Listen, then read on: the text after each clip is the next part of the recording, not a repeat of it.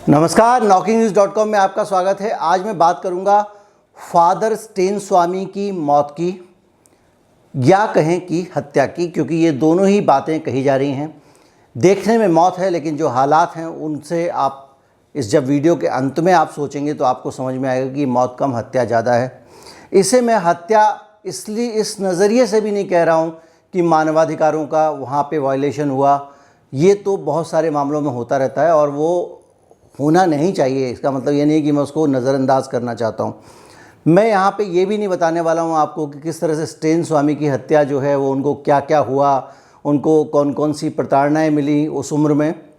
मैं आपको वो पूरी कहानी बताने चाह रहा हूँ जिनके कारण इस हिंदुस्तान के बहुत बड़े बड़े लोग फादर स्टेन स्वामी जैसे 84 साल के एक बुजुर्ग के उत्पीड़न में भागीदार बने। किस तरह से पूरी दुनिया में जो अमेरिकी साम्राज्यवाद है, जो कैपिटलिज्म है, पूंजीवाद है, और उसकी जो धंधेबाजी वाली मानसिकताएं हैं, जो चीज़ें हैं, हम कोरोना काल में वो लगातार देख रहे हैं। उसके खिलाफ आवाज़ उठाने वाली विचारधारा का एक एक आदमी चुन चुन के मारा जाता है, तिल तिल उसको कैसे तड़पाया जाता है। ये सारी चीज़ें आपको फादर स्टेन स्वामी के मामले में पता चलेंगी। लेकिन इन सारी स्थितियों में पहुंचने से पहले आपको बैकग्राउंड पे जाना पड़ेगा, पूरी शुरू से किस्सा सिलसिलेवार समझना पड़ेगा। अगले पिछले 2-3 सालों में क्या क्या और कैसे कैसे घटा, आगे बढ़ा, उसमें ये जो जेल वाला एपिसोड है और ये जो उनके साथ दूसरे अत्याचार हुए हैं वो एपिसोड हैं, ये बहुत छोटा सा हिस्सा है। कहीं मत जाइए, चैनल को सब्सक्राइब कर लीजिए। मैं आपको पूरी कहानी बताऊंगा। जो लोग हमें आर्थिक रूप से सहयोग करना चाहते हैं वो उसके डिस्क्रिप्शन में जाएं और वहां पे एक UPI कोड है, उसके ज़रिए भुगतान कर सकते हैं। वैक्सीन को लेकर तो बुरी खबर आ गई है। कोरोना है भी या नहीं है, जो आपके जीने की पहली शर्त होगी आपको वो करनी ही होगी। और विचलित करने वाली खबरें, सबसे ज़्यादा मुनाफा बाजार को हो रहा है। वायरस है, उसका हवा में खुल जाना, इससे बड़े सवाल खड़े हो गए। इस पर बातचीत करेंगे। नमस्कार। फादर स्टेन स्वामी का जो पूरा घटनाक्रम है, जो बैकग्राउंडर है, उस पर मैं जाने से पहले क्योंकि बैकग्राउंडर बहुत अहम है। बाकी चीज़ें तो आप खबरों में पढ़ चुके होंगे और सोशल मीडिया पे भी पढ़ चुके होंगे। तो फादर स्टेन स्वामी जो है, उनके साथ में जो गलत हुआ, अभी मोटे तौर पे बता दूं पहले शुरुआत में, उनके लिए जिन्होंने हो सकता है कहीं सोशल मीडिया में, अखबारों में जिनकी नज़र ना पड़ी हो, जल्दी में, फादर स्टेन स्वामी एक ऐसे आदमी है जिसको 84 साल की अवस्था में जेल में डाल के रखा गया और उनके खिलाफ कोई चार्जशीट भी नहीं थी कि मुकदमा शुरू हो सकता। कोई मुकदमा ही शुरू नहीं हुआ। जो सामान्य कैदी को जो जेल में व्यवस्था होती है, जो उसको मिलती है, जिसको आप सुविधा कह लें या जो भी चीज़ कह लें, वो भी उनको नहीं दी गई थी। से पीड़ित थे, उनकी बहुत सारी मानसिक समस्याएं थीं। वो अपने हाथ से चाय या पानी नहीं पी सकते थे। ऐसी हालत में उनको जब एक सिपर की ज़रूरत पड़ी जिससे वो पानी पी सकें, प्लास्टिक का सिपर और एक स्ट्रॉ जिसके अंदर लगा हो, उस सिपर और स्ट्रॉ के लिए भी उनको कोर्ट में जाना पड़ा। और जब तक कोर्ट का फैसला आया होगा, आप सोचिए उतने समय तक वो आदमी कैसे जिया होगा, क्योंकि वो पानी तक नहीं पी सकता था और जेल अथॉरिटीज़ इतना भी सहूलियत उसको देने को तैयार नहीं थी। अब बताने की ज़रूरत नहीं है कि जेल में ड्रग्स से लेकर और सारी चीज़ें धड़ल्ले से बिकती हैं। एक 84 साल के बुजुर्ग को सिपर नहीं मिलता है।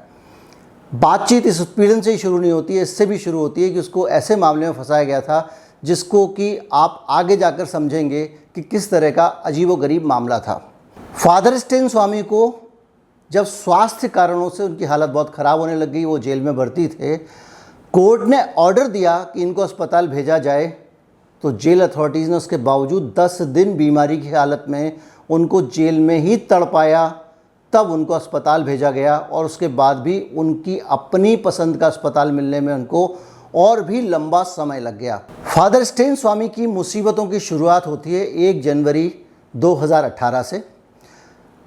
उस दिन भीमा कोरेगांव में एक बड़ा सम्मेलन हो रहा था, दलित सम्मेलन। वहाँ पे एक जय स्तंभ बना हुआ है जहाँ पे किसी ज़माने में 1818 में दलितों का पेशवाओं की फ़ौज से मुकाबला हुआ था, जिसमें कुल 500 दलितों की एक टुकड़ी ने 26,000 पेशवाओं को युद्ध में हरा दिया था। अंग्रेज़ों की फ़ौज की तरफ से दलितों की टुकड़ी लड़ रही थी। इस जीत की खुशी में अंग्रेज़ों ने वहाँ एक विजय स्तंभ बनाया था और दलित अपने विजय के प्रतीक के तौर पे तब से ही 1818 से 200 साल हो चुके हैं, वहाँ पे हर साल एक मेला लगता है और एक आयोजन करते हैं जिसमें बड़ी संख्या में दलित शामिल होते हैं। इस जगह पे के आसपास डॉक्टर भीमराव अंबेडकर भी गए थे और उन्होंने भी जाकर वहाँ पर दलितों के इस सम्मेलन में हिस्सा लिया था। दलितों के लिए एक बहुत बड़ी सम्मान की जगह ये है और इस सम्मेलन के 200 साल 1 जनवरी 2018 को पूरे हो रहे थे। 200 साल पूरे होने की खुशी में विशेष जलसा होने वाला था और पूरे देश से दलितों को यहाँ पे बुलाया गया था। जब यहाँ पे दलितों को लेकर एक जलसा होने वाला था, वहीं पर जो हमेशा होता है, जैसे कि आपने देखा था किसान आंदोलन हुआ तो कुछ लोग जो है वो खुद पार्टी के कार्यकर्ता खड़े होकर और वो पत्थर फेंकने लगे स्थानीय नागरिक बन के। ठीक उसी तरह से जो दलित और सवर्ण की भावना अंदर जागी और एक आरएसएस के प्रचारक हैं संभाजी भिड़े, उन्होंने लोगों को वहाँ मोबिलाइज़ किया। संभाजी भिड़े एक संगठन भी चलाते हैं। आपने नोटिस किया होगा कि आरएसएस के जितने भी ऑपरेशंस होते हैं वो सीधे आरएसएस के बैनर पे नहीं करता है। वो बहुत सारे अपने अलग अलग छोटे छोटे संगठन संस्थाएं या फिर राजनीतिक संगठन बना के चलता है, ताकि अगर प्रतिबंध लगे या कोई भी सरकारी कार्रवाई हो या क्रैकडाउन हो, विश्व हिंदू परिषद पे हो, उस संस्था पे हो, संगठन पे हो, आरएसएस सुरक्षित रहे। तो संभाजी भिड़े का ये जो संगठन था, इसने वहाँ पे 2-3 दिन पहले ही इस कार्यक्रम का विरोध शुरू कर दिया और पुणे में बड़े स्तर पर बंद का आयोजन किया। उस जगह पे लगातार आयोजन हो रहा था। महाराष्ट्र में खुद फडणवीस, देवेंद्र फडणवीस, बीजेपी के खुद वो संघ के पुराने कार्यकर्ता हैं, वो मुख्यमंत्री थे और संभाजी भिड़े के साथ में 1-2 लोग और भी थे जो उसी तरह से नोटोरियस हैं, स्थानीय स्तर पे पार्षद रह चुके हैं और उन्होंने वहाँ पे कई तरह की इस तरह की गतिविधियों में हिस्सा लिया है, जैसे कि जो प्रेमी जोड़ों की पिटाई करना, सोशल पुलिसिंग करना और बहुत सारे की चीज़ें जो है वो करते रहे हैं। और उन लोगों ने जब बंद का आयोजन किया तो वो 28 तारीख थी, यानी कि 3 दिन पहले।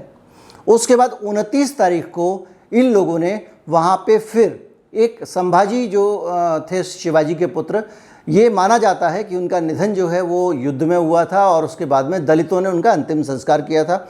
उस स्थल को अपवित्र करने की कोशिश की इन सभी लोगों ने। ये मैं अपने मन से नहीं कह रहा हूँ, ये सब रिकॉर्ड में है। तो संभाजी भिड़े और जो दूसरे सज्जन हैं उनका नाम है एकबोटे, मिलिंद एकबोटे। इन लोगों ने क्या किया कि मिल के जो है वहाँ पे फिर उस दिन उत्पात मचाया और जो वहाँ पे पवित्र स्थल बना हुआ था शिवाजी के बेटे वाला, उस जगह पे इन्होंने क्या किया कि उसकी जो मूर्तियाँ, ये वहाँ पे एक फैक्ट फाइंडिंग टीम गई थी 9 लोगों की, जिसकी रिपोर्ट के आधार पर ये पता चला है कि इन्होंने वहाँ पे तस्वीरें हटा के और डॉक्टर हेडगेवार की तस्वीरें वहाँ पे प्लांट की लगा दी। और उसके कारण इसमें बहुत सारे पॉलिटिशियंस का इन्वॉल्व है और बहुत सारे बड़े बड़े लोग हैं, कहानी आगे देखते जाइए। तो वहाँ पे जो है वो उन्होंने उनको प्लांट किया, इसके कारण तनाव भड़क गया और जिस दिन 1 तारीख को ये एक आयोजन होना था, उस दिन दोबारा से वहाँ पे ये जो स्मारक था, स्तंभ था, उसको अपवित्र करने की कोशिश की गई। इसके बाद में दोनों पक्षों के बीच में तनाव ज़बरदस्त भड़क गया। इस हिंसा में ज़बरदस्त आगजनी हुई, कई वाहनों को आग लगाई गई और इस हिंसा में कुछ घर भी फूके गए। 3 लाख की आबादी की अगर भीड़ कहीं पे आई है और कुछ लोग कुछ दिन पहले से उसको डिस्टर्ब कर रहे हैं, वहाँ पे उत्पात मचाने की तैयारी कर रहे हैं, शहर बंद कर चुके हैं, तो प्रशासन की जिम्मेदारी बनती थी कि सावधानी के तौर पर उनको 1-2 दिन के लिए अरेस्ट कर लेता, जैसा कि ज़्यादातर मामलों में करता है, और शांतिपूर्वक आयोजन को संपन्न करा था। लेकिन सरकार ने ऐसा नहीं किया, सिर्फ पुलिस की कुछ कंपनियां भेज दी जो वहाँ पे किसी तरह से बस मूक दर्शक बनी रही। इस पूरे मामले में स्टेन स्वामी की भूमिका सिर्फ इतनी है कि स्टेन स्वामी उस आयोजन में बहुत सारे वक्ताओं की तरह ये भी हिस्सा लेने गए हुए थे और इन्होंने वहाँ पे भाषण दिया। इसके बाद में महाराष्ट्र सरकार ने कहा कि सख्ती होगी, कार्रवाई होगी। उसके बाद उसकी जांच, मजिस्ट्रियल जांच कराने का भी ऐलान कर दिया और वहाँ पे जाके पूरी तरह से इस मामले को जो है इसको पुलिस ने टेक ओवर कर लिया और ये माना जाने लगा कि भाई जांच होगी तो संभाजी भिड़े जो है वो अंदर जाएंगे। और संभाजी भिड़े को हर तरह से सब लोग यही मान के चल रहे थे कि संभाजी भिड़े वो इसके एकमात्र दोषी हैं। लेकिन इस मामले में कुछ महीने बाद 5-6 महीने तक मामले को पहले ठंडा किया गया और जून में एक नया धमाका हुआ। जून में एनआईए नेशनल, मैं आपको बताऊंगा कि एनआईए भी संभाजी भिड़े के मामले में क्यों और कैसे इन्वॉल्व हुई थी। तो एनआईए जो है वो एक मुकदमा दर्ज करती है और कई सारे लोगों को गिरफ्तार कर लेती है और आरोप लगाती है कि इन लोगों ने प्रधानमंत्री मोदी की हत्या की कोशिश की थी। कोशिश क्या, ये प्लानिंग कर रहे थे और इन्होंने एक पत्र लिखा था जिसमें लिखा था कि मोदी को अगर हम मार दें, ठीक राजीव गांधी की तरह मार दें तो क्या होगा क्या नहीं होगा, इस तरह से करके। आप उस पत्र का अगर पूरा ड्राफ्ट पढ़ें तो आपको भी हंसी आ जाएगी, क्योंकि वो जो ड्राफ्ट लिखा गया है उसमें मोदी की तरह तरह से मोदी की लोकप्रियता की तारीफ़ की गई है और ये कहा गया है कि ये बहुत पॉपुलर हो रहा है इसलिए इसको हम मार देते हैं। आमतौर पर कोई भी व्यक्ति जो किसी की हत्या की प्लानिंग कर रहा हो वो किसी की इस तरह प्रशंसा करके भूमिका नहीं बनाता कि भैया ये तो बहुत अच्छा आदमी है, ये तो बहुत आगे जा रहा है, बहुत पॉपुलर हो रहा है, इसका तो कुछ बिगाड़ा नहीं जा सकता इसलिए इसकी हत्या कर देते हैं, ऐसा तो कोई कहेगा नहीं। लेकिन उसके ड्राफ्ट में यही था। बाद में कंप्यूटर के अंदर जो उनका कंप्यूटर बरामद किया गया वही डॉक्यूमेंट मिला। अब जब इसकी बहुत ज़्यादा, तो इसके आधार पर जो है दनादन देश भर में कई लोगों को गिरफ्तार किया गया और आपको याद होगा एक शब्द बहुत ज़्यादा तेज़ी से प्रचलित हुआ, वो शब्द था अर्बन नक्सल। अर्बन नक्सल होने के आरोप में ही बहुत सारे बुद्धिजीवियों, प्रोफेसर्स, मैं उनके नाम जो है आपको बता ही देता हूँ। इसमें सुरेंद्र गाडगिल, सुधीर धवले, रूना विल्सन, सोमा सेन, महेश राउत और इन सबको जो है यूएपीए में अनलॉफुल एक्टिविटी प्रोटेक्शन एक्ट के नाम पे अंदर डाल दिया गया। तो ये सारे लोग गिरफ्तार होते हैं और इस गिरफ्तार होने के बाद में क्रैकडाउन शुरू होता है और एक 84 साल के बुजुर्ग को, जो सुन नहीं सकता है, जिसका हाथ हिलता है, जो बोल नहीं सकता है, सिर्फ वो दलितों के वहाँ पे प्रेरणा देने के लिए गया था, उसने वहाँ भाषण दिया था, उसको उठा लिया जाता है और मोदी की हत्या और देश के लिए खतरे वाली धाराएं लगाकर उसको जेल में डाल दिया जाता है। वो 217 दिन जेल में रहता है और 217 दिन जेल में रहने के बाद में उसको जो है, जब उसकी तबीयत बहुत ख़राब होने लगती है, जेल में वो बीमारी का शिकार हो जाता है, तो उसको जब जेल से रिहाई की बात होती है तो कोर्ट को आदेश देना पड़ता है। उसको सिपर चाहिए होता है तो सिपर के लिए कोर्ट जाना पड़ता है। उसको सुनने वाली मशीन नहीं दी जाती है, हियरिंग एड, जिसके लिए उसको कोर्ट की दिशा करनी पड़ती है। और वो व्यक्ति आखिर में जब इतनी सारी प्रताड़ित ज़िंदगी, 216 दिन आपको जेल में डाल दिया जाए, मतलब साल से थोड़ा सा ही कम, और उसके बाद में आपको ना तो कोर्ट में सुनवाई हो, ना आपके खिलाफ कोर्ट में केस दर्ज हो कि वहाँ पे जाके आप कुछ कर सकें। कुछ लोग बाहर से जा के रिट दर्ज कर रहे थे तो कोर्ट कह रहा था भाई हम लोग इन्वेस्टिगेशन में दखल नहीं दे सकते क्योंकि ये कानून ऐसा ही है। खैर, इस बीच में एक और रिपोर्ट आती है। एक अमेरिका की एजेंसी है जो अचानक एक ऐसा बॉट पकड़ती है जो बॉट कंप्यूटर के अंदर किसी के भी बैक डेट में जाके जो चाहे वो फाइल सेव कर सकता है।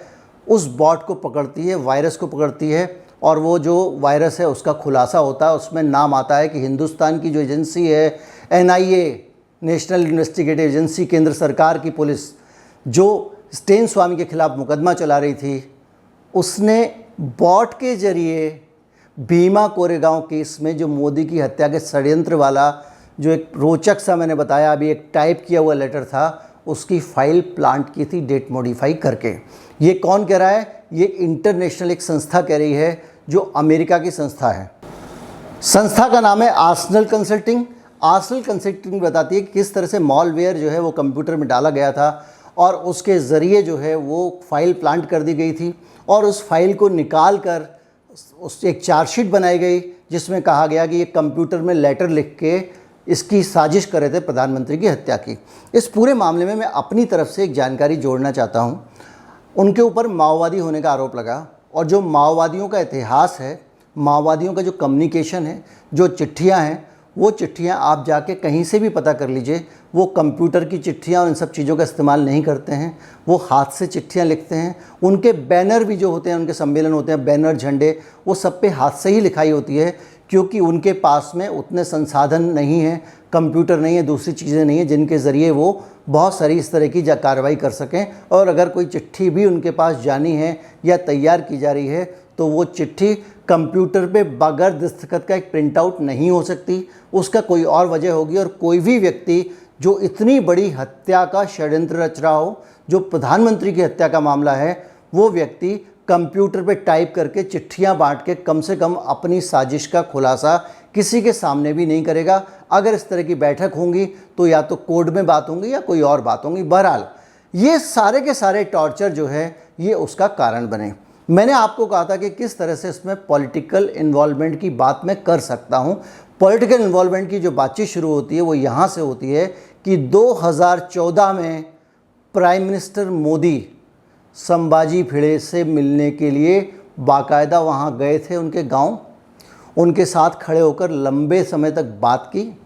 संभाजी भिड़े के पास में एक बहुत बड़ा संगठन है जो मैंने आपको बताया किस किस तरह की गतिविधियों में शामिल रहता है, और उसका जो है कहना था कि वो मराठा स्वाभिमान के कारण ये सारा आयोजन, हालांकि संभाजी भिड़े खुद को बेकसूर बताते रहे और ये लेटर प्लांट करने वाला मामला उसमें एनआईए ने भी कहा कि उसका कसूर नहीं है और ये जो संस्था है अमेरिका वाली इसको हम ज़्यादा कुछ मानते नहीं, ऐसा एनआईए ने उत्तर दिया। बहरहाल संभाजी भिड़े मेरे गुरु हैं, ये मोदी जी ने कहा वहाँ जाकर। मोदी जी ने ये भी कहा कि मेरे को जब यहाँ आना है तो आमंत्रण देने की ज़रूरत नहीं होती, संभाजी भिड़े आदेश देते हैं तो मैं आ जाता हूँ। लंबे समय तक ये तस्वीरें आप देख लीजिए, उनके साथ चहलकदमी करते रहे मोदी जी। और जाहिर बात है कि प्रधानमंत्री के साथ में जिसका ऐसा संबंध हो, केंद्र में और महाराष्ट्र में अगर उसी पार्टी की सरकार हो, तो संभाजी भिड़े कितना भी बड़ा दंगा करके कैसे फंस सकते थे।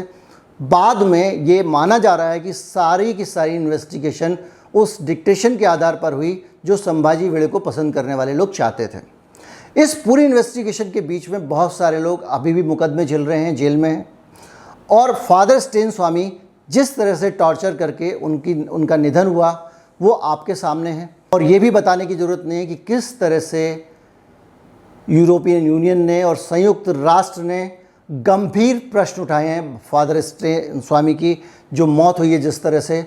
और मोटे तौर पर ज़्यादातर बुद्धिजीवी लोगों का मानना ये है कि ये एक तरह की हत्या थी।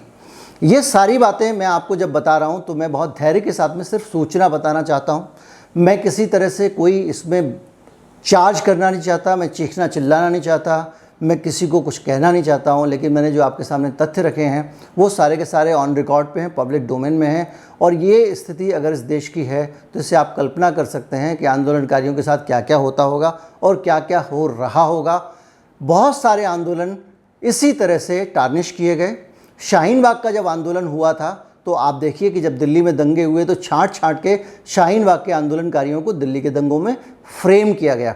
अब ये सारी बातें मैं कह रहा हूँ तो ये मैं एक तरह से ये मेरी ओपिनियन दे रहा हूँ, लेकिन इसके पीछे एक बैकग्राउंड है। देश भर के बहुत सारे ऐसे मामले हैं जिसमें इस तरह की फ्रेमिंग की गई है, एक तरह से दूसरी तरह से लोगों को फंसाया गया है। और ये आरोप लगातार लगते रहे हैं, ये मैं नहीं लगा रहा हूँ। और खुद कोर्ट ने भी बहुत सारी सख्त टिप्पणियां इन मामलों में की हैं। इस तरह के सैकड़ों मामलों में लोग अपनी ज़िंदगी का लंबा लंबा समय जेलों में बिताने के बाद, बर्बाद होने के बाद और बाइज्जत रिहा होकर लौटे हैं या सबूतों के अभाव में छूटे हैं।